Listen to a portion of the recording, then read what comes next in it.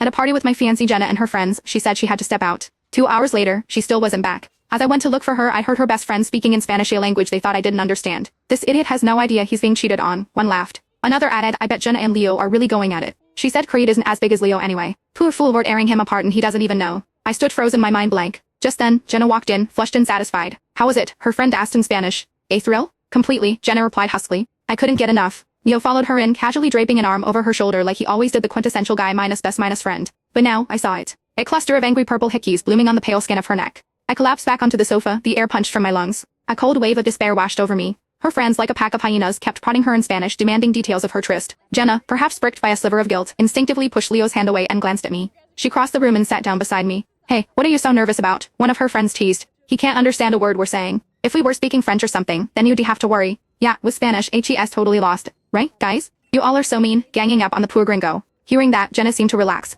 She leaned in and pressed a light, meaningless kiss to my lips. Creed, honey, don't mind them, she said in English. We all grew up together, so we always slip back into Spanish when we're hanging out. It's just a habit. My hand hidden by my side, clenched into a fist, so tight my knuckles ached. What they didn't know was that my mother is from Puerto Rico. I grew up speaking Spanish. I understood every damn word. Seeing my silence, they took it as indifference and back into their game. Come on, Jenna, tell the truth. Is Leo bigger than him? I've got money riding on this. Jenna's lips curved into a smug smile. Of course he is. Friend, one look at that satisfied glow. You're practically purring. Friend to God, this is so much fun. Who knew our secret language would be this useful? Look at that idiot just sitting there like a lost puppy, not understanding a thing. Leo shot me a look of pure contempt and then mouthed to Jenna. Jenna, just marry me? Why are you with him? Jenna just laughed, her hand moving to my shoulder, meeting the tense muscle as she spoke in a mocking tone. Marry you? Don't be ridiculous. I know the difference between reality and a good time. You're E for fun, Leo. A thrill. You're E my stress relief in bed. But Creed is the one I love. Could you put me first in everything? Could you treat me like a princess? No. You have a temper. Only Creed can do that. I had a fever once when he was on a business trip overseas, and one phone call had him on the next flight back. The memory which once warmed me now felt like acid in my veins.